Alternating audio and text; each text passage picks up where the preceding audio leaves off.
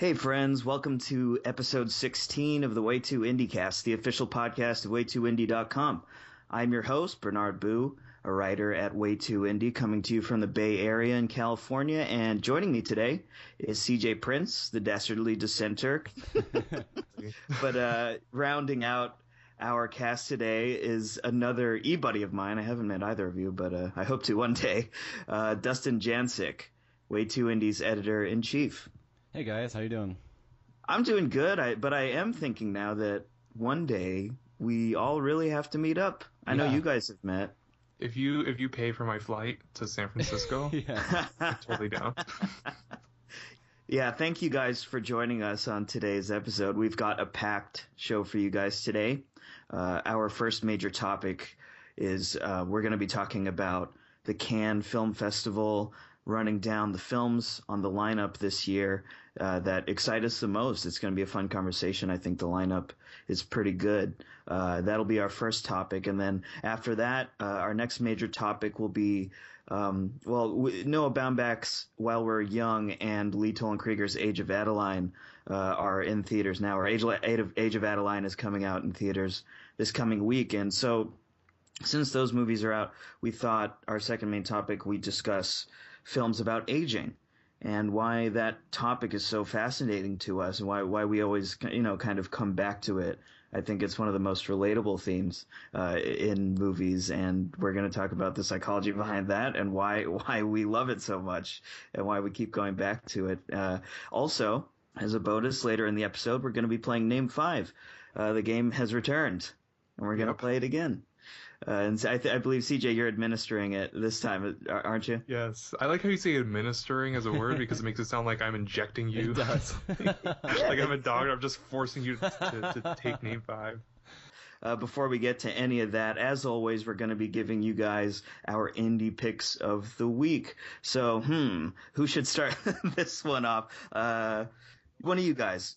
I think I'm going to do a throwback title. This is a film that came out in the late 80s, 87 87. The film was called House of Games. So it's a film about a therapist played by Lindsay Crouse who takes upon herself to meet this bookie because one of her clients owes a lot of money to this person. So the story is like she goes and speaks with this bookie to try to call off the bets for her client, but ends up realizing that that he's more of a con man, and this con man's played by Joe Mantegna. Mantegna. He was the mob boss on Simpsons? Yeah, and he was on. He's got like a great voice. Lines, yeah, I think. He's Fat got Tony. like a cartoonish voice and delivery, so that makes sense. Yeah. But yeah, he's amazing. I really like him. I think he's kind of like, I don't know, kind of an underrated actor a little bit. Totally. Anyway, she meets him and is intrigued by like his cons. So he's this con man. He's not really a bookie. He just plays people, and she's fascinated about this this whole idea of it, and she kind of falls for him too, and gets involved with some of his schemes.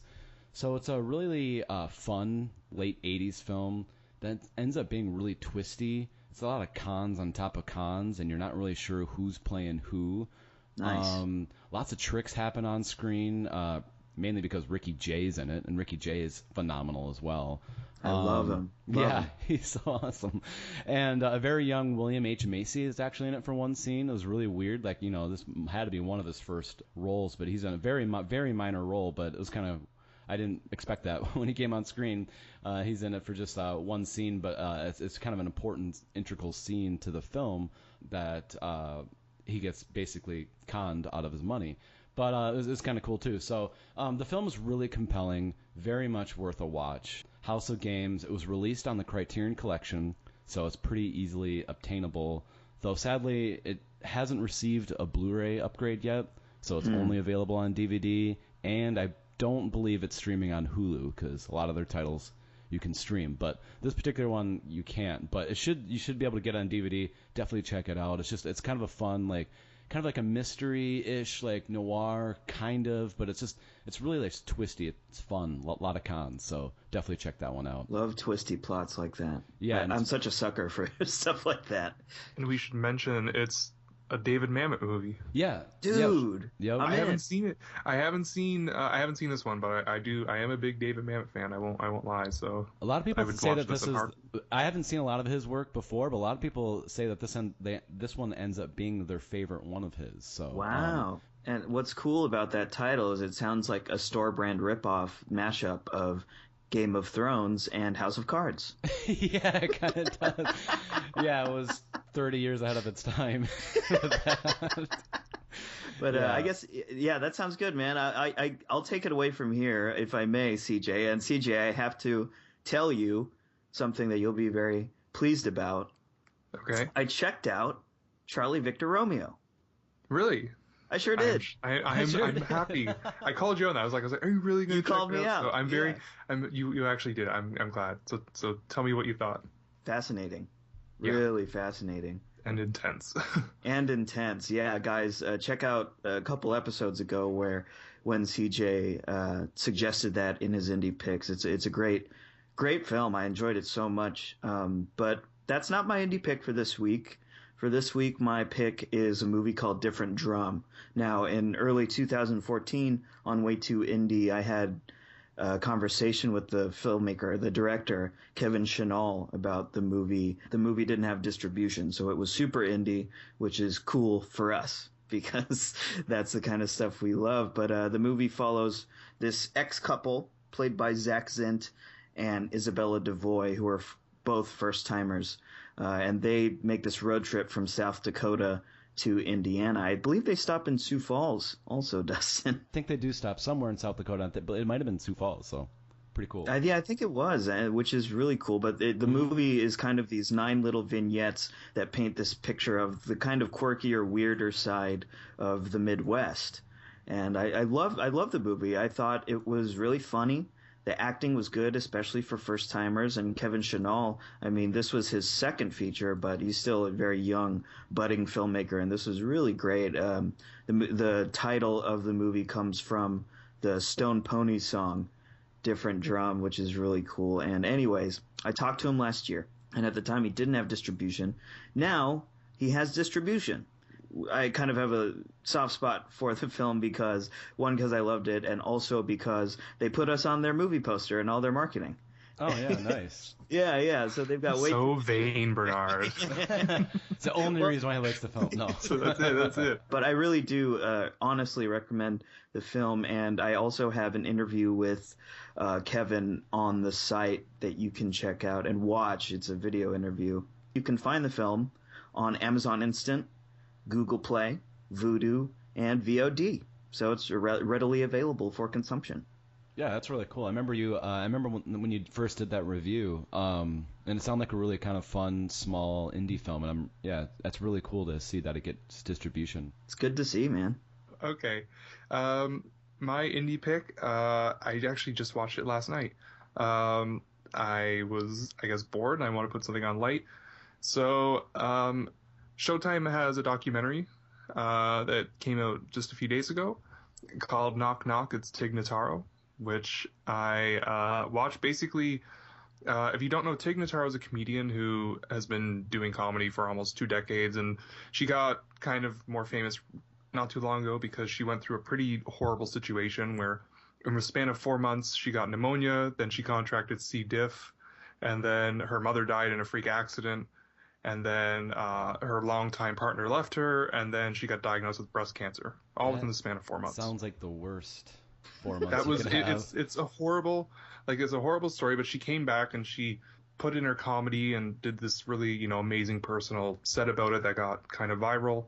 So 2 years ago in 2013, Tig Notaro was doing a cross country tour, and she put out a video to her fans and said that she's going to do some shows at people's homes. So people had to essentially pitch to her to come perform at their home, and if she liked it, she would actually go to their house and do a show. So she got like 1,000 responses, and she picked a few. And the documentary is basically just following her and her comedian friend John Doerr around the country as they go check out like 5 or 6 homes. So she one of them is it's a basement in a lake house. Another one is what are those things called, like a gyrosphere or whatever. Those like spherical things. She went to a farm in a town in Mississippi that has a population of 8 or 9 on a good day, as one of the people puts it. So it's really interesting to see them doing comedy in these really intimate and different settings. If you're familiar with either of them, you probably know about this and going to watch it already. I know Tig Notaro actually has a second documentary that's coming out this year called Tig, which is about her whole situation. I don't know why. I said to Sawyer, I'm like, I feel like 2015 is the year where we ask ourselves, do we really need two Tig Notaro documentaries? It's just a very weird. But I like Tig Notaro a lot, and this one was actually I was kind of skeptical going in, but it really is just watching comedians be really funny, and I like that the actual shows are not so much watching them do their bits, but it's kind of them just doing crowd work, and they kind of play off the settings they're in. Yeah, just a really funny documentary. It's really short too, so you have some time to kill. I think it's on Showtime On Demand and probably airing on the Showtime network somewhere. So if you have Showtime, check it out. What's that? What's Showtime? Showtime is a network owned by CBS. It aired shows like Dexter and I didn't know that either. There you go. Fun fact. I always say that the reason why Showtime shows suck. Whoa, fighting words. Mostly, because I know you got your love for Homeland. Homeland's amazing. Homeland was good until season 3. It's still going. It still is good. I think it's because it's owned by CBS, because their shows are kind of like they always go on so long. Right. And I'm just like, please, just like they go on for like 2 seasons longer than they need to typically. That's generous. Like, I don't think these needed like 8 or 9 seasons, but. So those are our indie picks. A lot of good stuff. Check those movies out and let us know what you guys think. It sounds like my colleagues' picks sound pretty good, so I think I might check them out myself. Don't hold me to that one. I watched Charlie Victor Romeo. What was the scariest crash? I think the second one. For me, just because the first. Well, I don't want to spoil anything, but. That's the one where the guy checked out the girl, right? Yeah. It's just kind of disturbing. And then you just afterwards. Okay, so guys, the movie. Let's just go into it. The movie is about it's kind of the stage play that's filmed, and there are these little one acts that use black box recordings from plane emergencies as the script. So these actors are enacting these emergencies, and they don't alter the dialogue between the real pilots from the crash at all, almost at all. They do a little bit of alteration, but it's really kind of creepy and disturbing, especially that second one, because there's something involving a girl that really bugged me and made me fearful of getting on a plane. Those are our indie picks. We gave you a little bonus one there, Charlie Victor Romeo. But moving on, now we're going to be talking about Cannes 2015. Always an exciting time. Unfortunately, this year none of us are going to be able to go because we're way too indie for that. We don't have the big time bucks.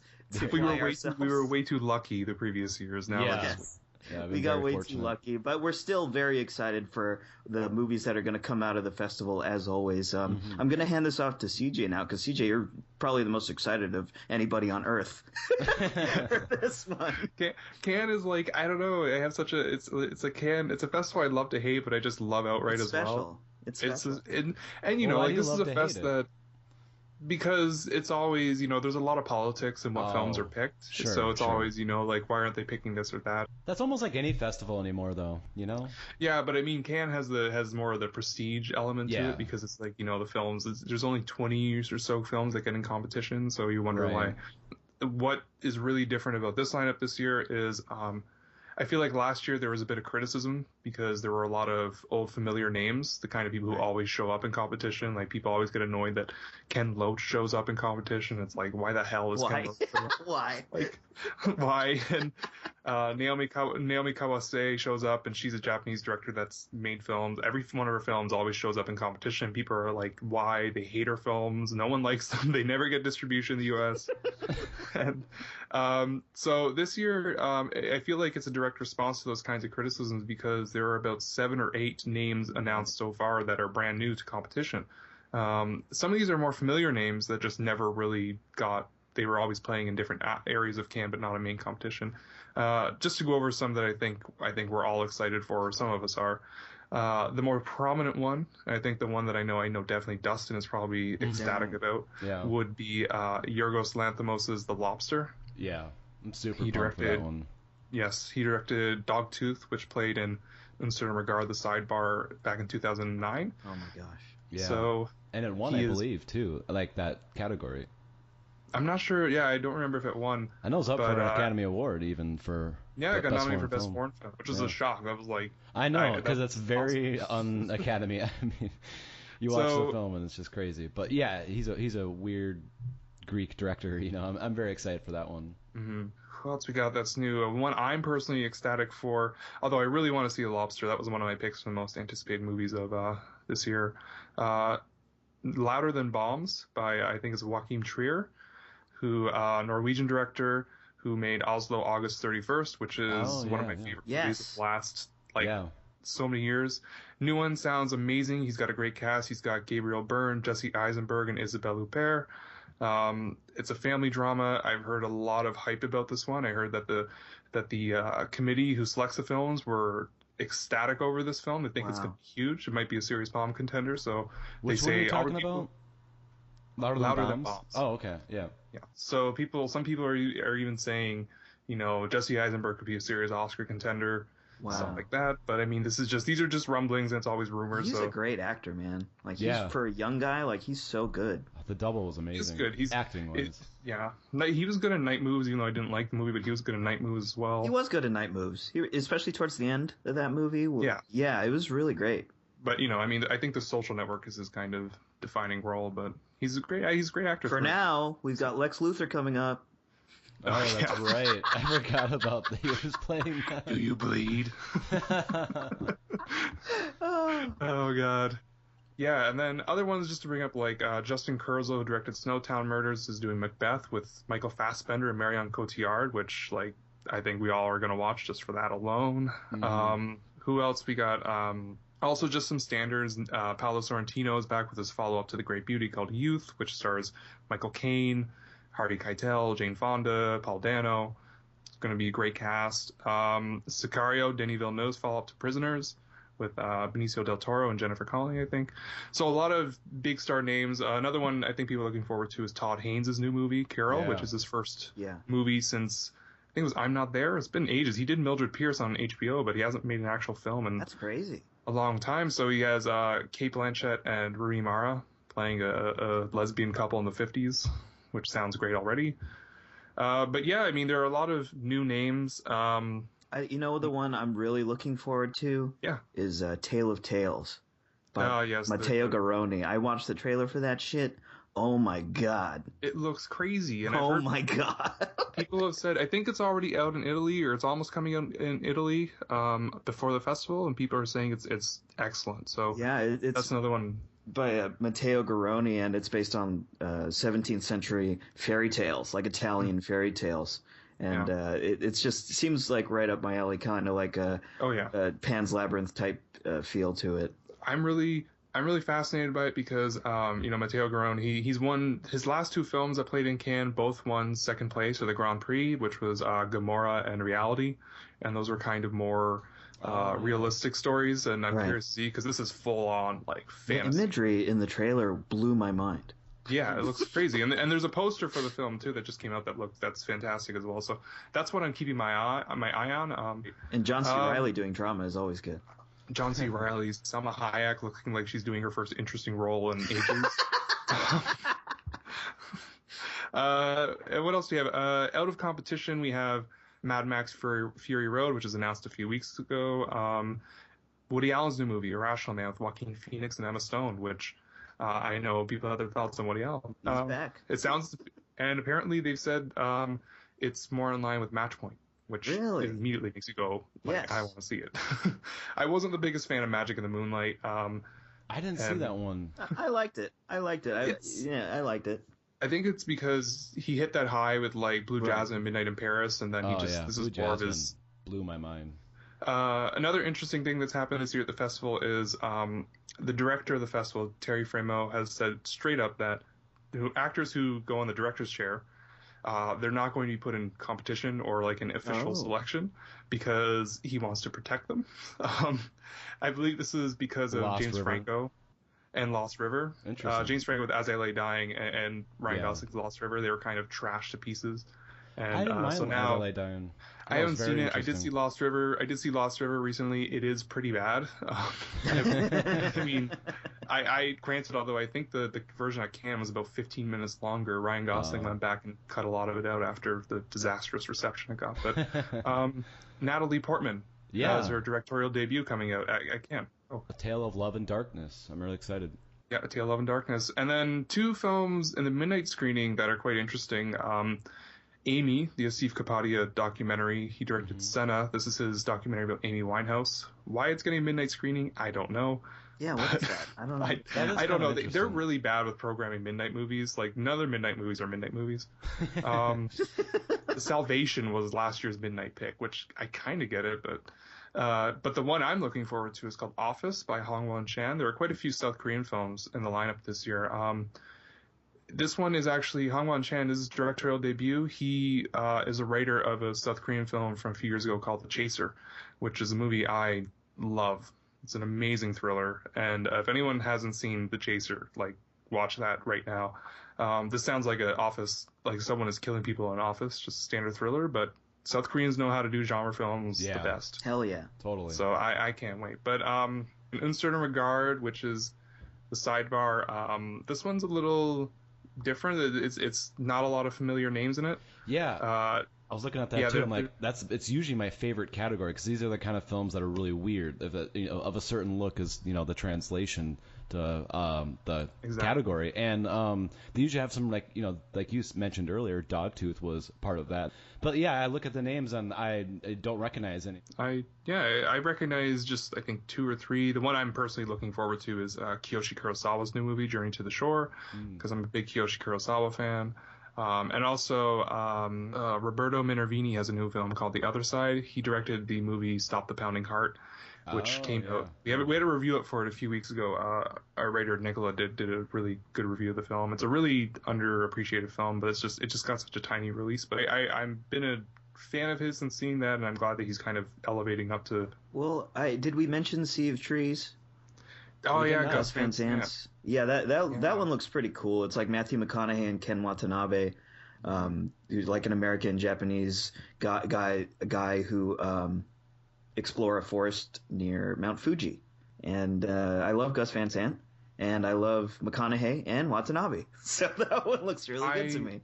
I did hear though that the director of the fest, he did say that this is not like what Gus Van Sant typically gives to Cannes. He says it's very mainstream. He said like because movies he's put in were like Elephant and Last Days. He said this is not like that. He said it's much more mainstream. So he says it's gonna be very different. I've heard some people say it's actually not that good, and I feel like we should mention. I think that the hot title, at least for the huge art house fans, is The Assassin by Hu Chao Chen, because that movie has been in development for well over a decade, and people wanted it to come out last year and it wasn't finished. It's finally going to premiere. So I'm not a big. I've only seen very few films by Hu Chao Chen, but I'm not a big fan of his. But I'm very interested in seeing how this one turns out at the fest, because I know people are like devout fans of his. Interesting fact: Cary Fukunaga has a new movie called Beasts of No Nation with Idris Elba about an African warlord. That apparently screened for the festival, and they rejected it immediately. Wow. So that one, they didn't even want it for the festival at all. Could show up in Directors Fortnight, which is the kind of festival that runs parallel to Cannes.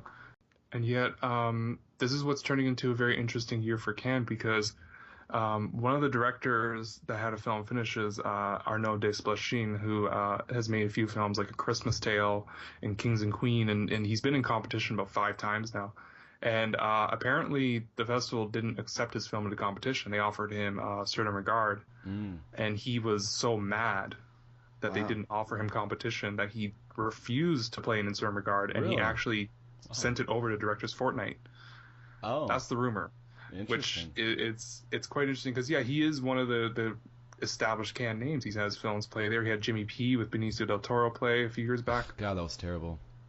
Terrible film. Absolutely bad. I'm not a big fan of his movies, but he does have a lot of fans. Yeah. A lot of people really like his work. So, Yep. And another controversial one is Miguel Gomez, who made the film Taboo a few years ago. Which oh god, that was amazing. Taboo's a great film, and he has his follow-up called Arabian Nights. Was not accepted for competition. Was offered in certain regard. They rejected it, and they took it over to Director's Fortnight. So it's playing there too. So it's interesting to see that actually people are kind of avoiding Cannes and going to the Director's Fortnight. Now people are wondering that actually the Director's Fortnight might actually show up Cannes. Wow. More people actually want to be going there because you got Miguel Gomez's new film, which is not only that, it's 6 hours long. It's split up into 3 movies. It's kind of like the Paradise Trilogy that played before. It's like 3 movies, but combined are one film, I guess. Yeah. This might be the first year in a lot of years that like Terrence Malick's name isn't brought up for like wishful hopes, because he showed off his film Knight of Cups earlier at a different festival, but then he has this untitled one with Ryan Gosling. But it seems like every year, like everyone's like, oh, is Malick going to show one of his 3 films he's working on and finish it for Cannes? But it never happens. Malick, some people have said, I mean, he has 2 movies that in development. He already premiered Knight of Cups at Berlin. Yeah. So he has 2 movies now. One is, what is it? Voyage of Time, which is like this big space IMAX spectacle, kind of like an extension of that universe sequence in Tree of Life. And the other one is, I think it's called Weightless now, the one with Ryan Gosling you were talking about. It has a title now. For a long time, I think it's called untitled. Weightless. Oh, okay. Yeah, it was always referred to as Untitled Terrence Malick Project, to the point where I just thought that was going to be the title. He should have kept that. You should have, yeah. I mean, like, you just put Terrence Malick and all the art house nerds. Everyone would just be like, "She's a genius." What a brilliant title. That's so true. That's so sad. It is. Anything that he does. He needs to title a movie Wheat. That's it. Just because all of his movies have wheat fields, and he needs to have a movie that's just called like Wheat. And it's just like Ben Affleck walking in a wheat field. Yeah, anyone. Richard Gere, Ben Affleck. That's really. It's him walking through a wheat field. It's just Terrence. Yeah, well, he is walking. He's following. Martin. You gotta get into all the actors want to get into that wheat field club. Yeah. You got Gere and Affleck and Sheen. Yeah, it's just interesting. I know, like in years past, like I said, his name always seems to come up, but not so much this year. You bring up interesting points that they're, bringing sort of new blood in the lineup. It kind of seems like, which is that's great. They've always been kind of known to kind of keep like their regulars, though. I mean, so that's why it is so interesting, because typically you have a director who they like, and they bring, they sort of support him through the rest of his career, or her through the rest of their career. And they're, I don't know, maybe this year is deviating from that just a little bit, maybe. It's funny because I feel like the festival just can't win, because people complained last year about that, and then now when they change it up and they're actually bringing in these new names, people are complaining that they're not putting in directors that they are. It's a lose-lose situation for them. And no one's complaining about Naomi Kawase. Everyone's like happy that her film is not in there, but like Desplechin, like some people are like really upset that he did not get in competition. And then in years past, they've gotten in some heat for not having enough female directors, and so the opening film this year is Standing Tall. And so it's like they're trying to correct some of these, fires, if you will, and then people still find something to exactly. And it's funny too, because Cannes actually, like the press release when they said that the Standing Tall was opening film, they said it's the first opening film by a female director, but that was actually wrong. It was the second. Yeah, it was like 30 years ago. They go back and correct it. They were like that eager to point it out, like, we're including women. Exactly. But Dustin, you should be happy. Hirokazu Koreeda has a new movie playing in competition. Oh, his follow-up to, it's called Our Little Sister. It's his new film since like Father Like Son, right? I don't think he's made anything since. No, you're right. And so I guess that's another repeat. That one was also in competition 2-3 years ago when I went. I love that. That name totally slipped by me. And I know people hate Hal Sorrentino, but I really want to see Youth. Like, I don't like him. Yeah, I don't. I haven't liked his films, I should say. You like The Great Beauty. Yeah, that's true. It's an interesting film. It's beautiful for sure. Yeah, it's a good film. But it's just kind of one. I don't know. I've seen it twice now, and I don't know. I think it's too long personally, but it's beautiful. I agree with that. It is. Yeah, I agree. It's a bit long, but I mean, as you know, like I was a huge champion of This Must Be the Place, which is just like really such a weird ass movie that I adore. I appreciate Sean Penn in that one, but that one in particularly like. But yeah, The Great Beauty. I had some issues with it, but it was good. You're right. I did enjoy it. I think in general, yeah, like last year was a pretty huge lineup. Like a lot of big names were popping up in there, and it was a pretty disappointing year. Like I think I only really liked like Winter Sleep and 2 Days and One Night. Those are the ones I was really passionate about. But the rest were like good to bad, and this one is going to be. I'm going to pave the law. How yeah, I mean, but how wasn't in competition. It actually was rejected from. They basically told them, the director, change the ending or something. If you change the ending, we might let it in competition. And he said no. So they said, well, you're not getting in competition. You're getting in certain regard. Force Majeure, same thing. Force Majeure, the crying scene. Apparently, the head of the festival hated that scene so much he was going to put it in competition. He's going to put that film in competition, but because he hated the crying scene so much, he refused. He said he would put it in competition if they cut that scene down. What the fuck? And I applaud that. That scene is absolutely terrible. It ruins it. I was laughing my ass off. I was too. It's hilarious. I was too. I didn't think I was supposed to, but I was laughing so hard. I thought you were supposed to. Oh no, you're supposed to. It goes on for such an uncomfortably long time. And I hated that part of it. But it was funny. It was funny. That's the thing, yeah. I mean, like that's like a secret that people don't know, but a lot of festivals actually ask filmmakers to cut parts of their films out, and they will be able to be selected. Yeah, which I think is interesting. I've never really heard that before. That's not the first time that Lisandro Alonso, who directed How, his first film actually was not going to be selected at all for the festival. He had to change the ending of his first film in order to actually get it accepted. Respect. It's an interesting like behind the scenes thing that I think should be talked about more, because it feels a bit uncomfortable that festivals have that much power where they're actually making filmmakers change to their demands, which I think is a little. I guess maybe we don't know about the ones that did change, but it sounds like we're talking about a lot of the ones that refused to change, and that's kind of cool. You know, like, hey, I'm not going to change my film. If you don't like it, you know, I won't get accepted. But I'd be curious to know about do some research or whatever about ones that did actually change, you know. Mm-hmm. But it's very hard. It's very hard because obviously they're not going to talk about it because they're afraid that if they do, then then they'll be shut out of the festival, right? Because it's exposing them. But yeah.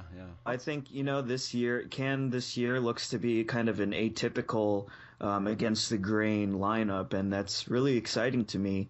I think, like we said, there are no like big knockouts going into the festival, but I think coming out of the festival, I'm sure a few films are going to emerge as a kind of excellent and influential going forward. So I'm really excited to see what happens here. It's kind of a more unpredictable type of lineup this year, and we're all excited, especially you, CJ. I'm not as inside baseball as you, so I was glad to hear all your insight to the behind the scenes stuff. Yeah, and I agree with you. I think it's going to be. I'm looking forward to it because I feel like it might. This is a year that I think it's going to. I'm hoping it's going to establish a lot of really big talents, and that's why I'm looking forward to. Right, new names. We're building the future of cinema, right? Exactly. This is good. That'll do it for our Cannes discussion, and after the break, we're going to be coming back and talking about movies that have to do with age and mortality, and also we're going to be playing Name 5, the returning Name 5. Stick around. We'll see you in a bit. You're listening to the Way Too Indiecast, the official podcast of WayTooIndie.com, where you'll find film news, reviews, and interviews with an emphasis on indie. Follow us on Twitter at Way2Indie and like us on Facebook. Hey guys, welcome back to the show. You're listening to the Way Too Indiecast, and before we move on, I've got to remind you that you can find us on iTunes and Stitcher, and we'd love it if you would give us a subscribe to our podcast on there. You won't miss an episode, and you'll be gifted our beautiful voices every single week. So you'll be coming back and listening to us chat and talk shit and have fun with games like Name 5. Yes. We're going to be playing right now the returning Name 5. We haven't played a game in a while, so I am excited to play Name 5. Yeah, you versus Dustin. I have 2 topics. First player will pick the first topic. I will give you, say, name 5 of these. You have to name 5 of them in 20 seconds. Whoever does it the fastest, or names all 5, and the other person does name all 5, they win. Simple as that. All right. So, spoiler alert: Dustin's gonna win. No, maybe.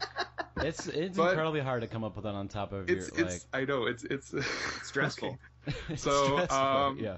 It is. I've created 2 topics. The first topic, and they're based on today's topic. So one is, they're not directly related, they're kind of inspired. So the first one's inspired by the topic of Cannes, and the other one is inspired by our topic of aging films, or films about aging. Oh. So, Bernard, since you are the sore loser, I will let you pick first. I have to. I have no choice since I am so not insider baseball with Cannes. I'm gonna lose that one for sure. I am gonna have to go with the aging thing. Okay.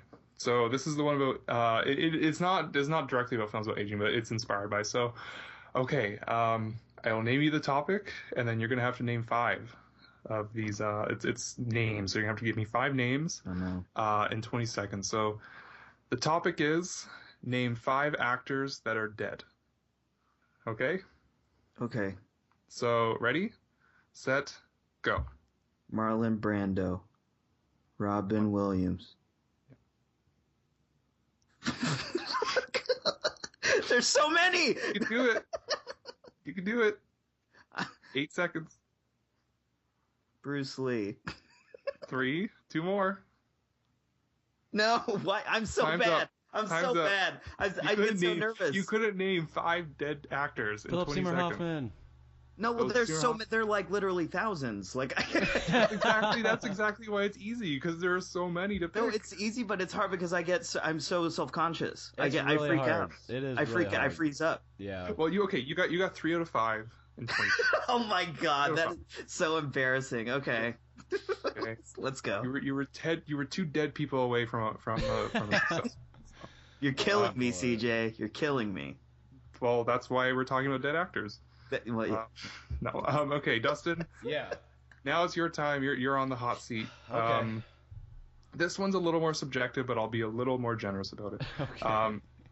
I had a hard time. I was going to originally go with like name 5 Palme d'Or winners, but I think that's too difficult. I wouldn't do that. So here it So I could is. probably do that The one. topic is I want you to name 5 major film festivals in 20 seconds. Okay? Okay. We're talking big film festivals. Don't be like, the Sioux Falls Film Yeah. Festival. That doesn't count. what's Okay. wrong with hey? No, They're okay. good people. I have nothing. No. You want to talk about that's Susan's camp. She's the one who has issues. Yeah. Okay. So I think I so can there you do go. Okay, this. okay, you ready? Yeah. Ready, set, go. So I won't do Cannes, but I'll do Sundance, Yep. Toronto Film Festival, International Film Festival. Yep. South by Southwest. Are you going to count Yep. that one? Yep. Okay. 2 more. Berlin. Yep. Berlinale. And that is tough. What is the last one? Time's up. Venice. Oh, really?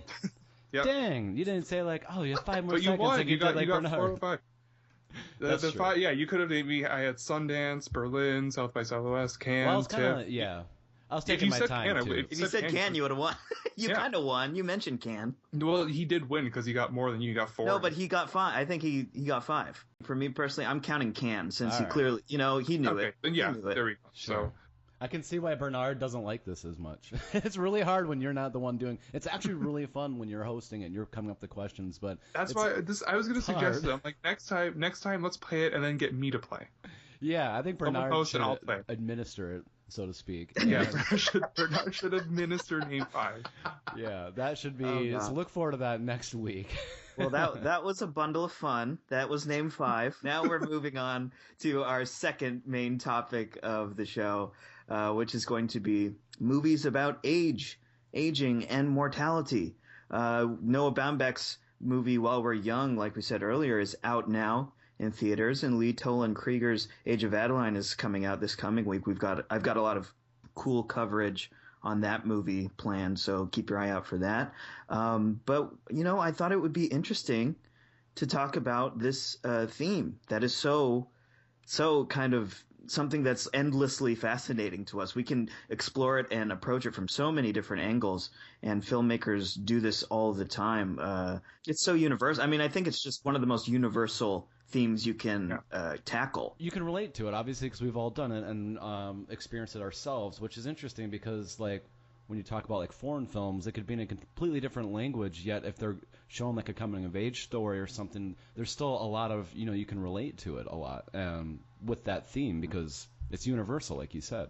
It can be a pretty, kind of depressing topic a lot of the time, but it can also be, like a happy thing, or at least kind of when you approach it from the angle of the preciousness of time, I think, and how, the quality of time as opposed to the quantity of time.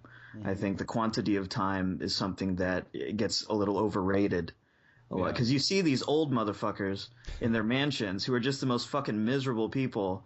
They live these long lives and rich, kind of comfortable lives, but perhaps the quality of their time on Earth wasn't as great as someone who has, a much more modest living.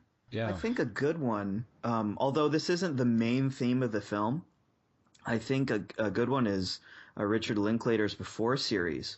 It takes place over the course of a couple decades, mm-hmm. but we only see these glimpses, these tiny glimpses into the lives of this couple. And it's these special moments and these really, well, at least the first two movies are very intimate. Kind of these intimate, charming, romantic, and complex. Mm-hmm. And I think it's one of the underlying themes there is that a world of stuff can happen in just a night or an afternoon, and that these moments are precious and perhaps these little moments could define the rest of our lives. Yeah, and I would say, the Before series is a great example. What I love about the Before series is the way that by watching them, you kind of feel the weight of time. Right. While watching them, it's pressing. It's pressing. Yeah, you can. It's a beautiful love story, but it's a film that I think what really makes it so great is that that the fact that they do shoot it over these very long, gaps of time because, it just.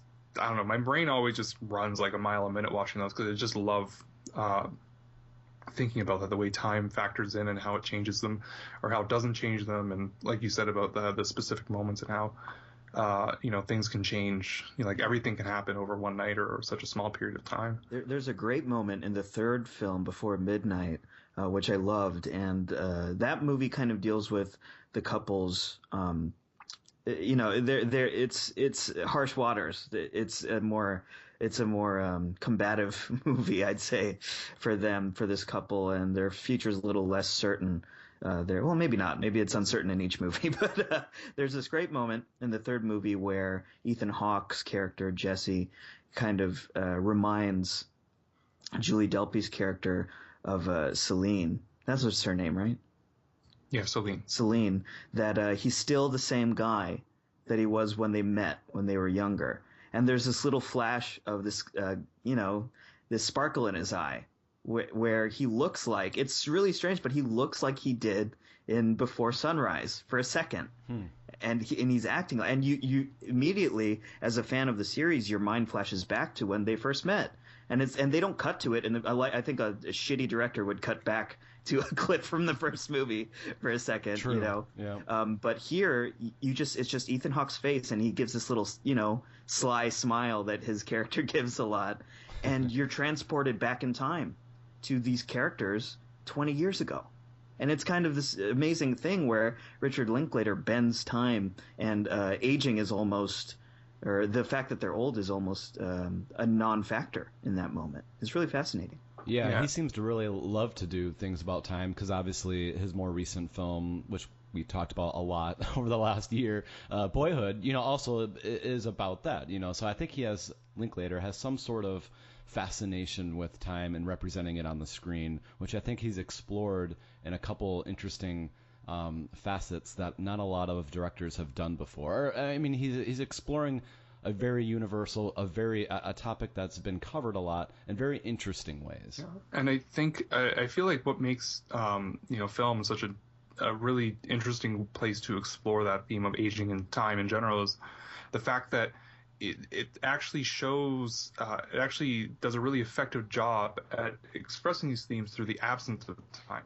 Right. Because these films, they always are films, they use, like elliptical editing, or they always, cut ahead. And in an instant, time goes forward or backward over a very long period of time in some instances. And that shift is always, really jarring. And it kind of, I think is one of the most, it's very old, it's used very frequently, but it's because it's a really, really simple and effective tool. Boyhood is an example of a film that I think it was a lot more gradual, especially when you compare it to, say, the Before series, because it's all happening within the same film.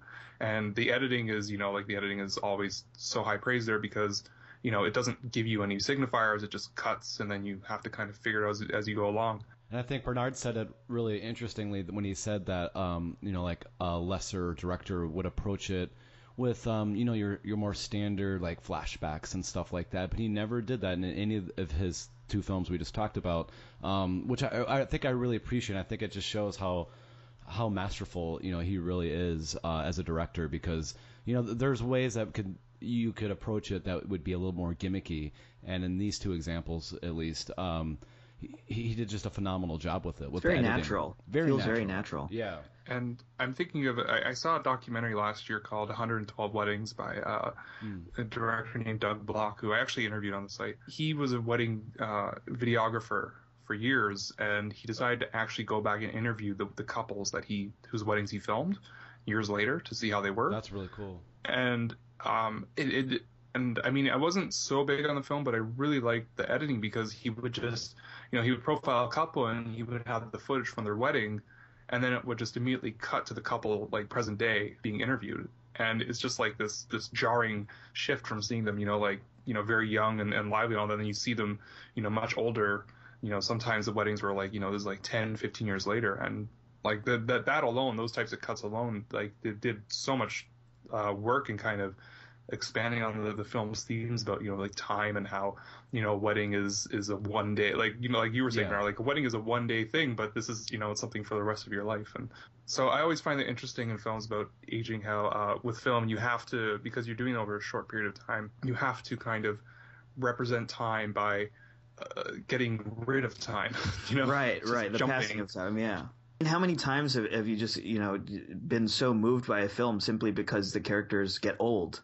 In the film, I mean, it just lends a way to it that is just so ingrained in just the fact that we see them near death. Yeah. But it's also it makes you feel good in a way as well. Like I think a good example is Pixar's movie Up, which the opening scene of that movie, of course, has been praised, endlessly by everybody. Yeah. But I think it's great. It's visual storytelling, and basically we're just seeing these two people live their lives together, from kids to elderly people, and be partners together. And it's so emotional. It's so emotional, but it's not really, as far as human beings go, it's like not a really remarkable story for them. Right. That's true. If it's not like the most unlikely relationship. It's a very normal relationship, a loving, healthy relationship. But I think it's so emotional because we connect with it so immediately. We know what they're going through, and that it's a shared experience. The passing of time and aging, and kind of heading towards our ultimate fate. It's something that we're all partners in. And it's really emotional. I think that's one of the big reasons why we're fascinated by the theme of aging. And it's it's like a 4 or 5 minute montage too, the kind of central, like, the opening sequence, right? And I mean, that's the thing, like, it's such a small amount of time, yet it covers such a large period of time. It covers an entire lifetime, and that's why I it's find so So cinematic. It communicates so much with just images. You're from that just little sequence that's just a few minutes. We're attached to this Ellie character for the rest of the film. We feel her she's gone. She's not there, but we feel her so much.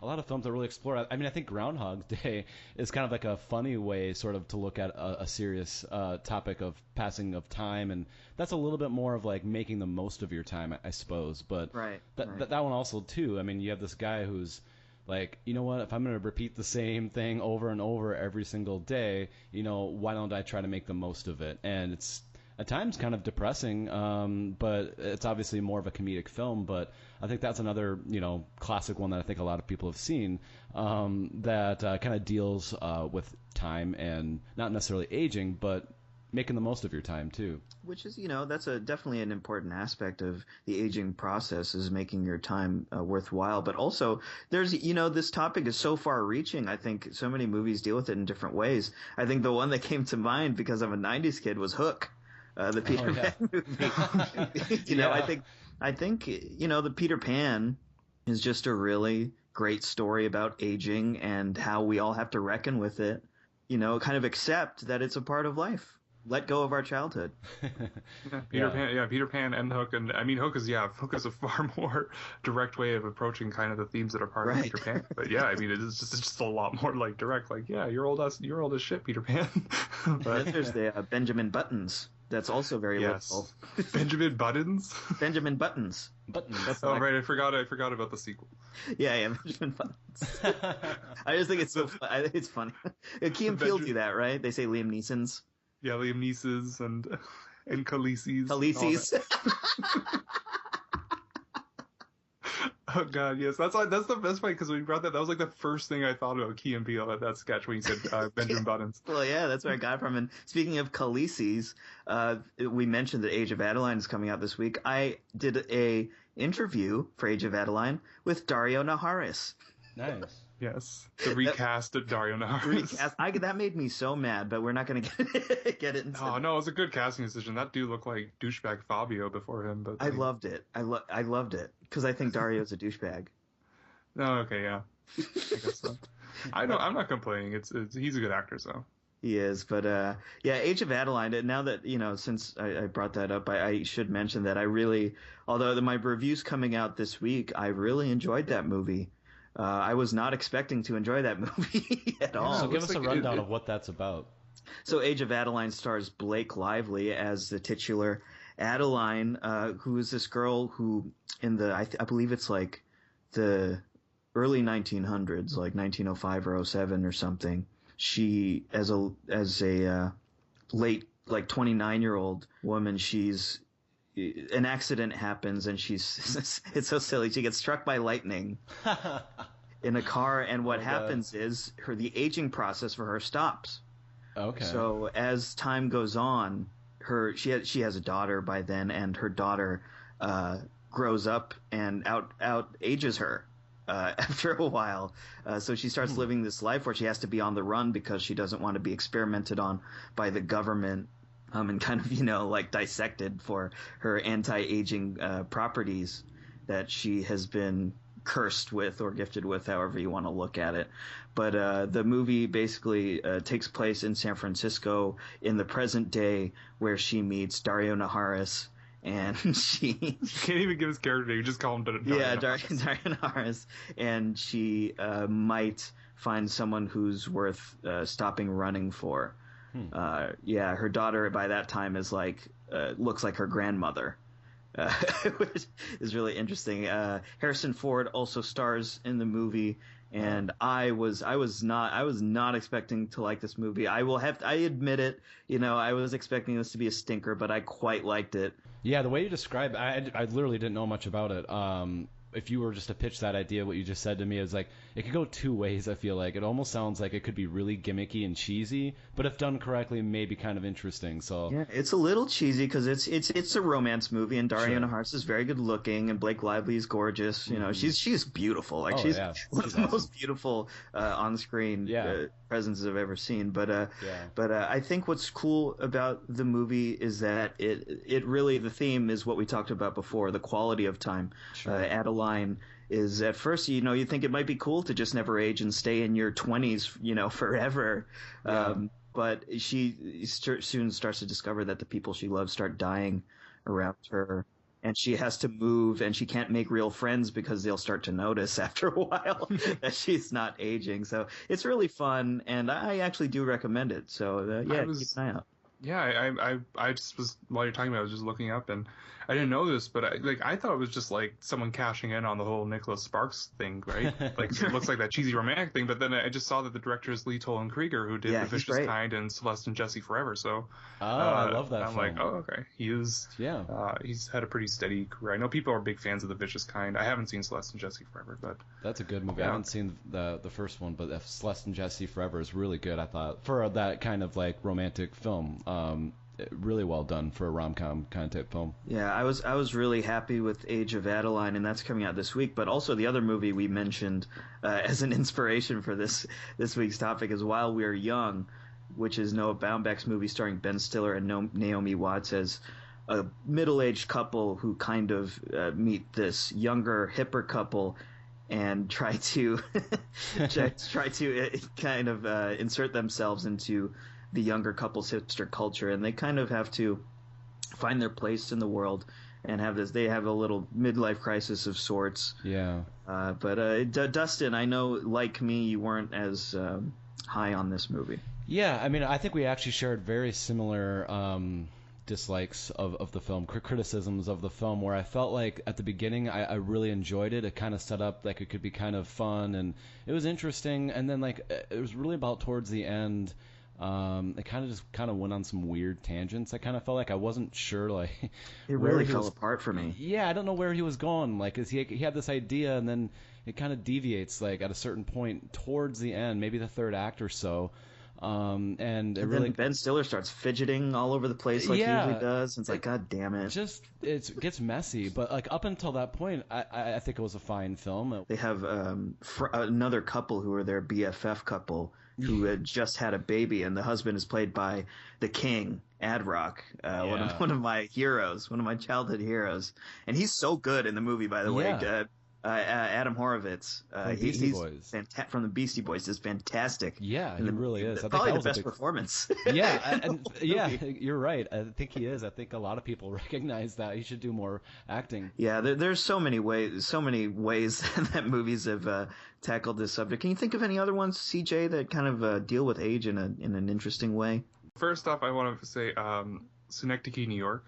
Mm-hmm. Great. It's a film that it's actually really hard for me to watch, not because it's bad, but because it's just it cuts to the core. Brutal. Like Charlie Kaufman does that. He can just he knows how to just get right to it. And like I was saying earlier, I mean the way the film just kind of edits, it's edited in a way where it's like all of a sudden like so many years will just pass and it has no rhyme or reason. It's really kind of hard to follow. But it's hard to follow. But I just like that's kind of thing where it's like, sometimes you wake up and you're like, holy shit, it's been, like X years or something since this. And that's what the movie kind of gave off to me as a vibe. One everyone's been waiting for, which no one has any idea what I'm talking about, is Make Way for Tomorrow. Huh? Which, yeah. I never heard of it, Bernard? Okay, this is my thing with Make Way for Tomorrow. Well, first explain what Make Way for Tomorrow is, then I'll give my thing. Make Way for Tomorrow is a film made by Leo McCarey, who some people may be familiar with. He's like legendary director, but he's from like the 30s, 20s, so newer, younger fans might not know the name. He made this film in the 30s, and it's fantastic. It's a total masterpiece in my eyes. I think it's a really beautiful and really heart-wrenching film that deals about an old couple who essentially are forced to live separately because they lose their house, and their children can't accommodate both of them. So the mother has to live with one child across the country, and the other has to live at another part of the country with their other child. And you can see how there's such a burden on their children's lives, and their children treat them so terribly, and they just want to be together. Yeah, Tokyo Story was inspired directly by Make Way for Tomorrow. That's cool. Yeah, so Tokyo Story is another film we can talk about. What I didn't quite understand with the film, and I understand, I get that, and I think that was really interesting issues, sort of you're dealing with your parents and sort of the burden that they put onto you, which is sort of ironic because obviously they took care of you, and raised you. But what I don't understand is like their kids 100% could accommodate both of them. They're like, if you look at their apartment, it's huge, and these big lavish apartments in New York City. They totally could accommodate both of them, and that's what I couldn't quite understand why they wouldn't accommodate both of them. It's like, no, we have this big giant apartment where we can house and teach backgammon to 40 people, but only one of you can stay in our. You see, that's the point, right? Like you're putting a lot of like your own like stuff. I mean, they didn't have. I don't think they actually had like beds. Sure. Or like the one was sleeping on the couch, the other one was sleeping somewhere else. I get what you mean though. It's just because of the. I think because of they're really the well off. They're not well off, but they're fairly well off. The one was well off. The one character's well off. But I mean, like you would. I think from our perspective is like, why don't you just get a bed, put it in the freaking living room. You have a massive living room, just have it out there. But their lifestyle, they got to do this and this, and that's really what it's about. The way that the parents are kind of interfering with their life, really the routines, what they set up. And there's a scene in Make Way for Tomorrow that just like broke my heart into a million pieces. Where I mean, I don't want to spoil it for Bernard, but it's just no. It's when one of the characters overhears another one talking on the phone about something. Oh yeah. And and just like the conversation they have afterward, and you just realize, and it's just. I really liked it when it really builds up. I think the beginning's good. The middle kind of is a little slow for me, but it really does pick back up at the end when they're traveling together and they're sort of just enjoying the time when they are together before they're about to part. Really, like you said, heart wrenching. It is a good film. Totally recommend it. I'm not maybe as in love with it as you were, but I know it's very influential and very important film. So definitely give it a watch. CJ recommended that I watch, or he requested that I watch Make Way for Tomorrow. And the thing that struck me first about it was how unevocative the title was. Yeah, so I thought it was very funny. Yeah. I thought it was funny that the title just evokes nothing. But I said on Criterion Club, I look forward to watching it. I'm going to buy it. When it comes out, you can go back and watch the episode. I said, I'm going to go buy it. I'm excited to see this film. Words. Yeah, famous last words. But I think CJ was a little sensitive that I didn't like the title. So he took it as... I think it's probably better after you've seen the movie. Well, it makes total sense. Yeah, it makes total sense. It's making way for But I think CJ, you misunderstood that I was not excited to watch the movie because I didn't like the title. Yeah. But what happened was CJ kept getting madder at me. Then we had Mr. Mel Valentine, my good buddy, a very good, excellent film critic, come on as a guest of the show a couple episodes ago. And Mel informed me that he had a DVD copy and that I could borrow it. So I said, awesome, I will borrow it. Guess who hasn't been at any of the screenings I've been going to? I've been at every screening almost for the past 2 weeks in San Francisco, and Mr. Valentine is nowhere to be found. So, Mr. Valentine, if you're listening... It's a mystery. You're a flake. That's what you're saying. No. I'm joking. What I'm saying is, you're a flake. So, next time I see you... You got to give me the Blu-ray, the DVD. But no, in all honesty, I am excited, very excited to watch Make Way for Tomorrow. But yeah, there are so many ways that we've seen aging, the theme of aging, permeate. Coming forward for the site, we've got crazy Tribeca coverage going on right now. Please, guys, check that out. We've got Ananda and Zach over in New York covering Tribeca. Lots of good films coming out of there already. Yeah. So keep an eye out for that. Like I said before, we've got my Age of Adaline coverage coming up and my While We're Young stuff. We have an interview with Mr. Noah Baumbach and a review of the film up on this site. And CJ, you've got stuff coming up too as well. I'm covering hot docs. Not hot dogs, hot docs or documentaries. I cover hot dogs with mustard. I would... Boom. I am... Me and a couple other writers on the site, Michael, and I can't pronounce his last name, Michael N. and Susan Camp and Gary Garrison. We're all covering Hot Docs, which is the second biggest documentary film festival in the world. It happens every April and May in Toronto. So while the Tribeca's coverage is going on, there are going to be some Hot Docs titles up there as well for review. And so keep an eye out for all the stuff going on the site. Thank you guys for listening. You can find us on iTunes and Stitcher Radio. Subscribe to us on there. You can also find us on Twitter at Way Too Indie. On Facebook, give us a like on there. We'd really appreciate it. You can follow us on Instagram, Spotify, YouTube, and YouTube. Our YouTube channel is growing exponentially. Please, guys, subscribe to us on YouTube as well. We're going to have a lot of cool stuff for you on there. Dustin, where can we find you on Twitter? You can find me at djansick. That's DJANSICK.